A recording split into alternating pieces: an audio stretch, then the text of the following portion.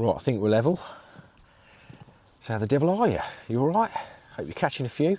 Good weather at the minute, isn't it? It's, what is it, 12th of August today, 6:05 in the evening. So there you go, you can see. So hopefully this should be on my channel next week. And it's very warm at the minute. It's 29 degrees today, and I think tomorrow's going to be even warmer, so 30 degrees. I'm on the big lake in Lincoln, 160 acres, and I think there's about 5 people on here. So for midweek, that ain't too bad. That ain't too bad at all. 5 people on here. And today the big one's been out, believe it or not. 45-12 Martin Wassell. I was walking past his swim and just walking the dog this afternoon, and he came up, had a little chat to him, and whilst we was chatting, he had a drop back. He was like, oh, something's on that. Walked up to his rod and there was nothing on the end of it. And he thought, oh, I don't think there's anything there. Next minute it was, oh, it could be a bream. Swimming towards him like he was quite far out as well. It was swimming towards him really quickly. And eventually, when he got it in close, he realised there was a carp on the end. And then I saw it from the top of the bank. I thought, that looks all right, that does. And then it started to take a little bit of line, and Martin realised, yeah, it's come to life. I think there's a carp on the end of here. And then I saw it roll in front of the net, this great big mirror. God, I said to him, that's a decent fish, mate, that is. And lo and behold, it was the biggest fish in the lake. Heart scale, I think it's called, 45-12. So not a bad summer weight, that, because back end of the year last year, it was very close to 50 pounds. And this year, who knows, back into the year, it could very much be back at that sort of size. But a nice fish to catch at this time of the year. And I've also had a decent one as well today, a 41-pound mirror. And the lake next door's also done a 45-pound 6, I think it is as well. So something in the air at the minute. You know, there's more to carp fishing than just this rigs and bait. You know, that's the thing that a lot of people that are new to the sport tend to get caught up in, this rigs and bait kind of thing. But the longer you've been fishing, the more you start to see little patterns emerging, little things happening, little patterns with regards to big fish, you know, certain lakes, certain swims, certain times of the year, that kind of thing. You start piecing things together. And today, definitely, there's been something a little bit strange about the lakes in this area, because there's been a lot of decent fish out, and it's August, and it's not really good carp fishing weather either. It's been very hot, very still as well, so, you know, there's more to carp fishing than this rigs and baits. But anyway, what I want to talk about today is something connected with what I was just talking about, because I want to talk about rigs. I want to talk about braided hook links specifically, because it's fair to say that braided hook links get a bit of a rough deal, if I'm honest. I've been using braided hook links now for 40 years or thereabouts. I can't really remember when I started using them, because I've been carp fishing since 1980. That's when I caught my first ever carp.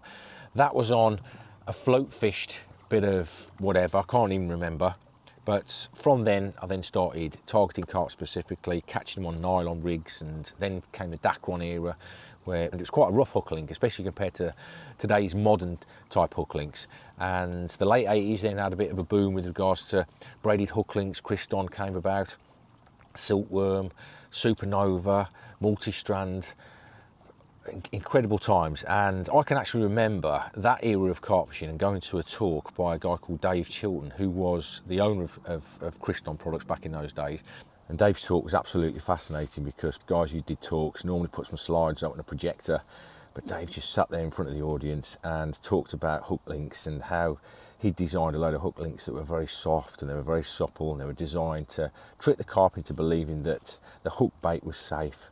And I remember being absolutely mesmerised, and well, everybody in the crowd was. We just sat there in silence listening to what Dave was talking about. And then straight after that meeting, everybody was on the hook links, and it was a really good era of carp fishing, because it was quite simple. Carp fishing was quite simple, and I must say, looking back at those days compared to today, I find today quite a complicated era of carp fishing. Even though I really enjoy it, it's a very complicated era, because it seems as though we've gone a little bit, we've tried to overcomplicate things, especially with rigs. And that era of carp fishing was really dominated by braided hook links. And the reason the braided hook links became popular was because amongst carp anglers back in those days, I think it's right in saying that carp anglers wanted a hook link that the carp couldn't detect. It was quite soft to touch. And if a carp was feeding in the swim, and it picked up your hook bait and it couldn't sense there was a line there or any resistance there, then it felt confident. It sucked it to the back of the mouth and away you go, you was hooked into a fish. Also, it wasn't just about the softness of the hook link, it was about the suppleness as well, because the main focus amongst carp anglers in those days was to try and camouflage your hook bait and trick the carp into picking it up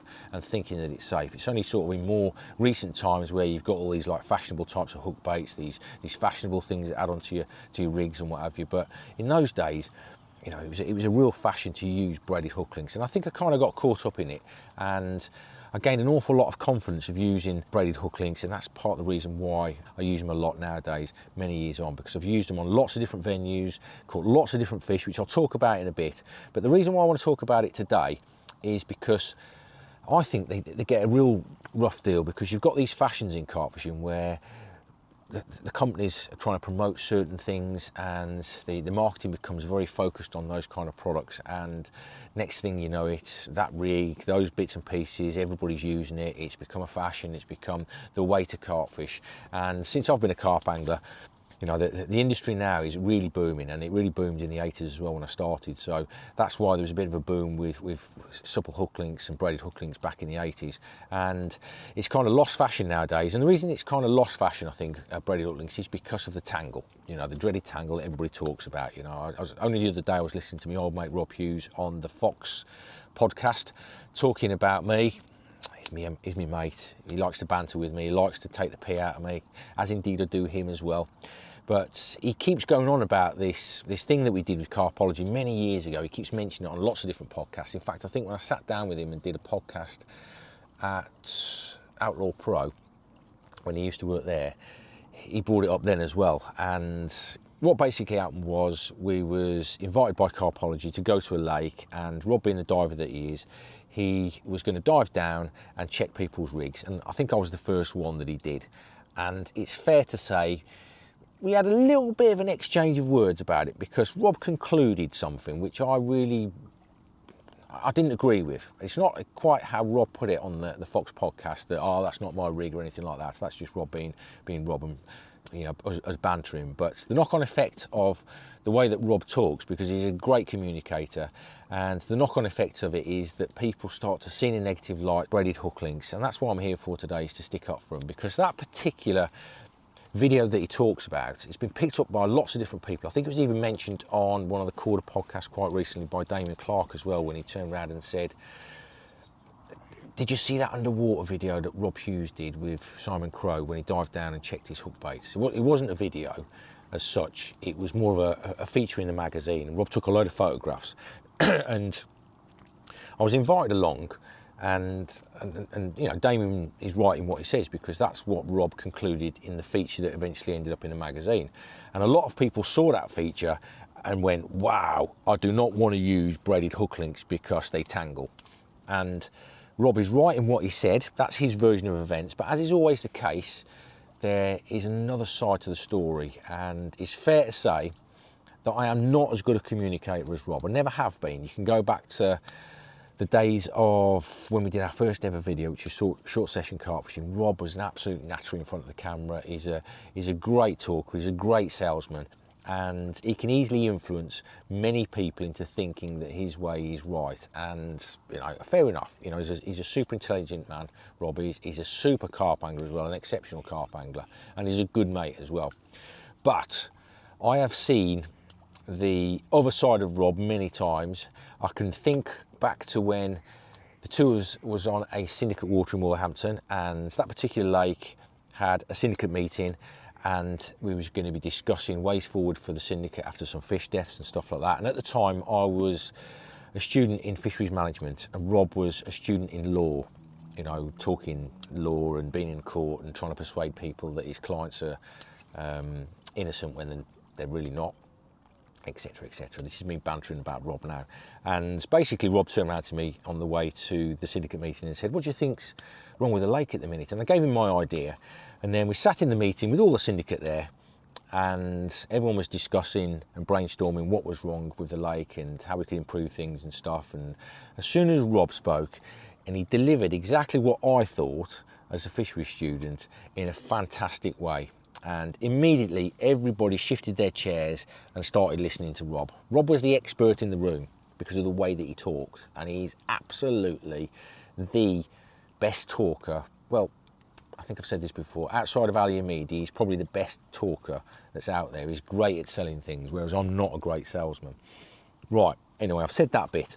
And the conclusion of this dive down that Rob did was that the rigs that I use tangle, and it was quite baffling how I end up catching fish when my rigs tangle as badly as they do. Okay, I'll come to that in a bit, because what I want to do first is explain my side of events with regards to that, because Rob says that I denied that that was my rig that he used, etc, etc.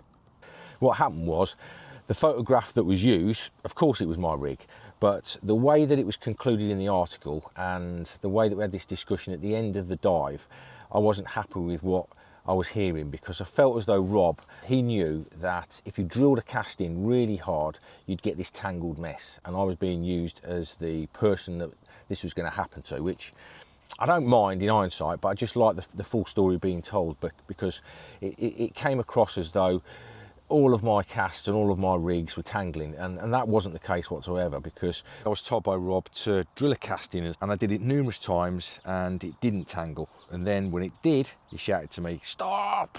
And there was a number of photographs taken during the course of this, let's say an hour and a half's dive, and as you know, digital photographs, they're all stamped with the time that they were taken. You know, one is taken at 2 minutes past 10, one's taken at 5 minutes past 10, etc, etc, etc. And then when we sat down, Rob basically took all of these photographs and he selected certain ones and tried to come up with this flannel, can I call it, just between mates.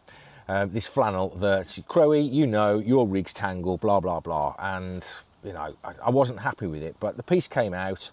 Everyone then decided that the dreaded tangles are awful with braided hook links, and you should never use these kind of rigs ever. And I was kind of looked at as being, oh my God, did you see Simon Crow's rig? Did you see how badly it tangles? I'll never be using a braided hook link ever again. And then on the back of that, braided hook link sales probably went down. I don't know, because you know what the carp fishing grapevines are like when things get out there. And then we've got these rigs called resetting rigs. We've got all of these stiff booms. We've got all of these different things. And, you know, that became fashionable.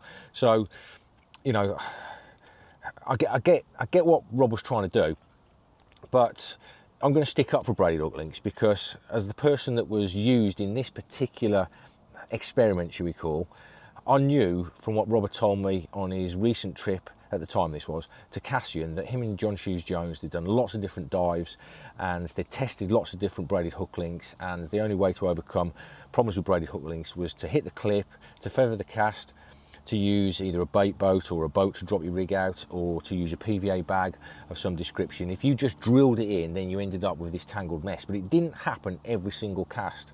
It was like one every now and again. So I knew what was happening, I knew where we was going with it, and I really wasn't happy with what Rob was trying to say. And that's the reason why I ended up carrying on using braided hook links, and I've carried on using them to this day. So the point I was trying to make was that a better way of delivering the piece would have been to say, look, braided hook links tangle, but if you do this, then you can avoid the problems with tangles.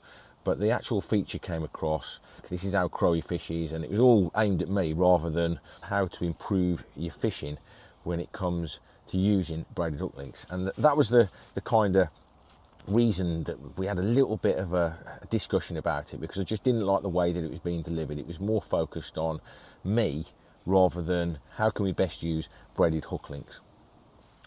He's my mate. We'll always have disagreements between mates. That's what happens. And, you know, he's happy to say what he wanted to say. And, you know, I think he used me as a little bit of as a rabbit to try and prove that, you know, you can have this problem with braided hook links, but it doesn't happen all the time. It really doesn't. And that's why I've carried on using them, because I'm super confident in them. And the reason I'm super confident is because even when we did that dive test, I'd caught literally hundreds and hundreds and hundreds, thousands of carp from hundreds of different venues, and I've carried on using them since then, and I've caught some really lovely fish, including one today, only a few minutes ago, which I'll show you now, just in between this piece, because I have had to stop and start this little bit of filming because my rods are out and I've just had a carp. Wouldn't believe it in these kind of conditions. It's super hot at the minute, 29, 30 degrees. and in the middle of the afternoon I've just caught myself a 31-pound mirror. Absolutely lovely. So I'll take a look at that now, and then I'll get back to the braided hook link discussion, because there's a lot more that I want to say on this subject.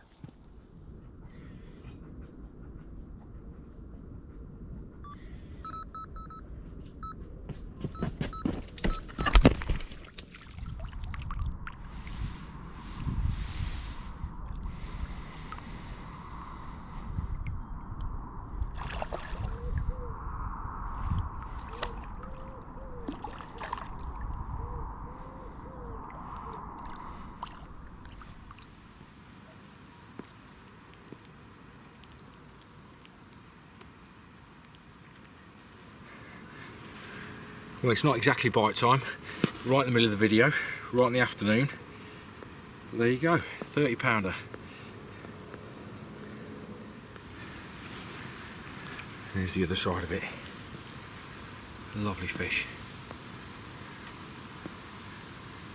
Right, I'll get this one back, get the rod redone, and I'll carry on talking about braided hook links. So there you go, absolutely lovely carp that was, just over 30 pounds as well.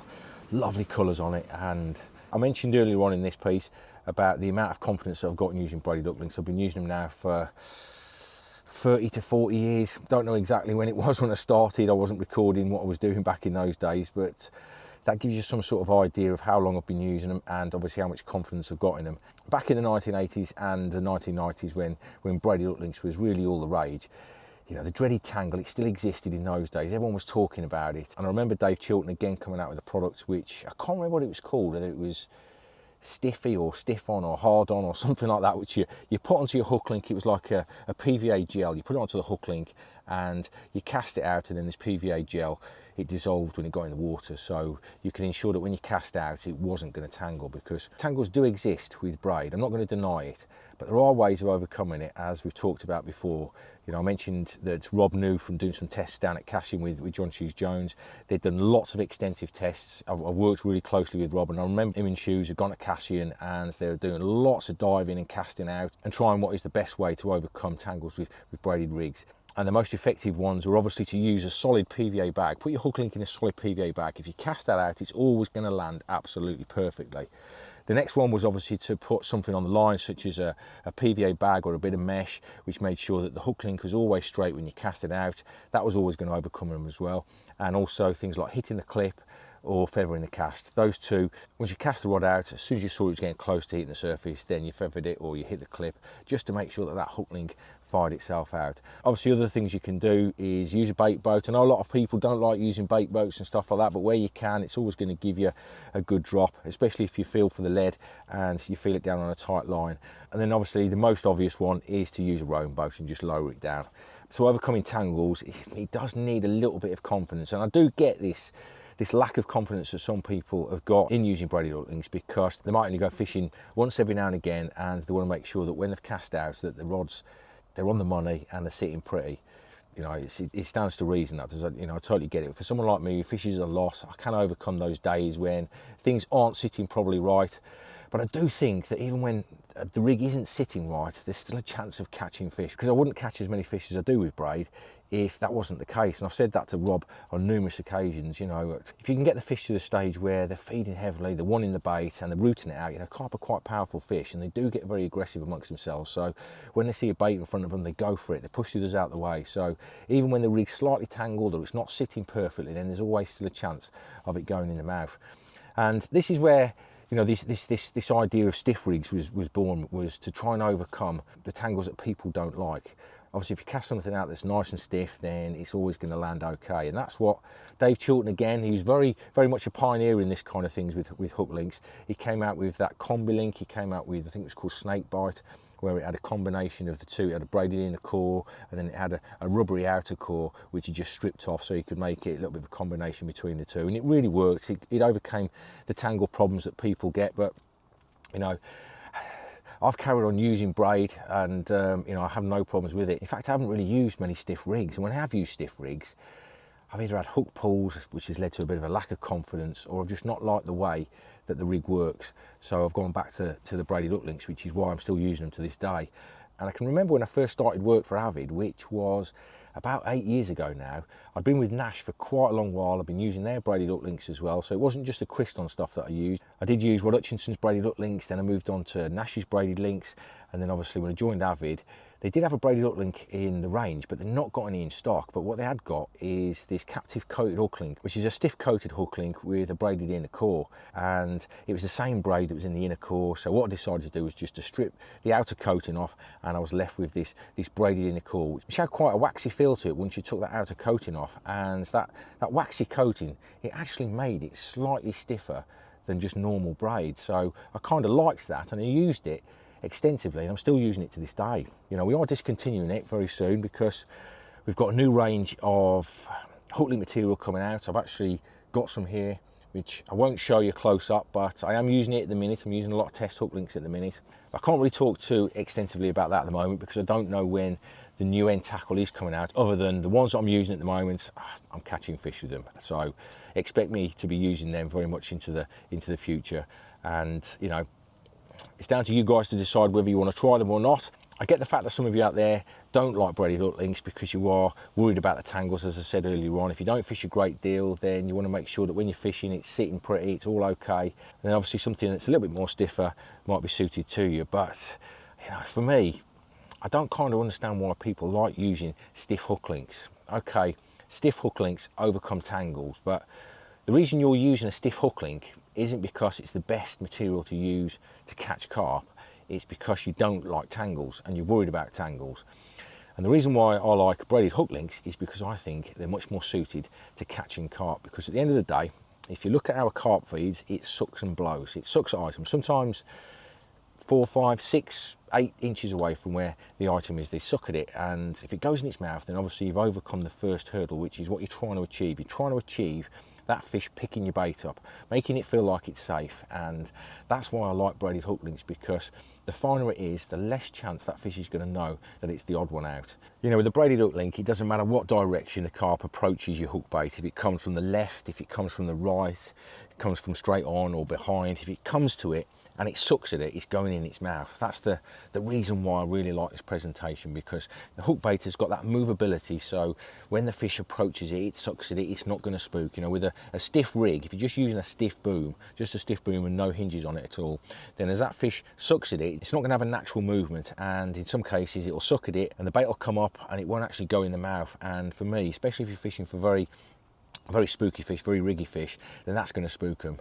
Obviously that's why the combi links have come about, and the stiff hinge, which are all, you know, they're all very effective. But I personally like the braided rigs, and I've used them for so many years now that I'm super confident with them. It was all born really through when I did the day ticket series with Rob Hughes back in the early 1990s. We used to go around fishing a lot of day ticket waters for Carp magazine, and we wanted a rig that we could just take anywhere, and we had some confidence that it was going to work on those venues, and it did. It caught fish from so many waters, so many pressured waters as well. We even used the same rig to win the World Carp Cup as well back in 1996, which I know is a long time ago, but I'm still using that same presentation today. Just go back and have a look at the pictures, the videos, and all the photographs in the magazines that I've written articles in, because you'll see a similar kind of presentation. Some of the products are slightly different because I've worked for different companies, but the actual principle of the rig itself is still exactly the same. And to date, I've caught carp from well over 400 different waters using that presentation, so that's a good test for that rig. You know, these waters that I've fished, they're not just the same type of venue either. I've used it on canals, rivers, small farm ponds, day ticket waters, very heavily pressured waters. I've used it overseas on the heavily pressured commercial venues. I've used it on the rivers overseas. I've used it on the large reservoirs, the heavily pressured public waters of France. You know, lots of different venues, and it's been tested and it's been used and it's caught me carp. And I've got so much confidence in this presentation that moving forwards, I can't really see me changing the presentation, because I'd start spiraling out of control. And that's what you've got to be careful of, is if you start going down that rig trap of chopping and changing ideas and trying the latest fads, then you're just going to end up with no confidence in your fishing, because you're going to be chopping and changing all the time. You're not really going to give your rods enough time out in the water, because, you know, when you're fishing for carp, you've got to have those baits out there ready for when them carp come in to feed. So if you're reeling in all the time and you're chopping and changing things, then obviously it's making things difficult for yourself. So you've got to bear all these different things in mind, because carp fishing isn't just about one thing. And that's one of the things that really bugs me about the modern day carp scene, because you see so much of this rig stuff all the time. And you know, I have people come up to me saying, I've got no confidence in using your rig whatsoever. And it doesn't surprise me, because there's an awful lot of information out there. And braided hook links especially have had so much negative press over the years, especially with all these modern day ideas that are coming through and all these little bits and gadgets that you can add to your rigs to try and stop the carp from doing this and doing that. You know, it's about confidence, guys. And I think my rig has been tested at lots of different waters, and I put my results, having fished lots of different waters with this rig, against anybody that's out there, because this rig makes me super confident, and I'm not going to be changing it in the near future unless something which is as unique and special as the hair rig comes along again in the future. But I just can't see it happening. I really can't, because the longer you've been in carp fishing, the more you start to see how the wheel works. You see ideas regurgitated from 5 years ago, 10 years ago, 20 years ago. You know, and at the moment we're seeing exactly that with some of the modern day ideas that are coming through. But that's not to knock these companies that are out there that are coming through with these new gadgets. I love seeing people come up with new ideas and testing them against the carp that's out there, because at the end of the day, carp fishing is trying to move forwards. And I also see the fact that some of these new gadgets that are coming out, it gives choice to the guy that walks into the tackle shop. And at the end of the day, when you walk in that tackle shop, you want to find stuff that's going to make you confident. And that's what carp fishing is all about. You're spending so many hours and so many days sitting there waiting for these carp to come along, that what you're using, you need to be confident in. And I definitely am confident in my presentation. But anyway, I think that's about it today. I don't really want to say anything else. I just wanted to give braided hook links a little bit of exposure and tell you that they ain't as bad as what some people say they are. So I'll wrap things up there for today. Hopefully you'll join me again next week, when I'll be doing another free film on this channel. It's every Wednesday at around about 6 o'clock.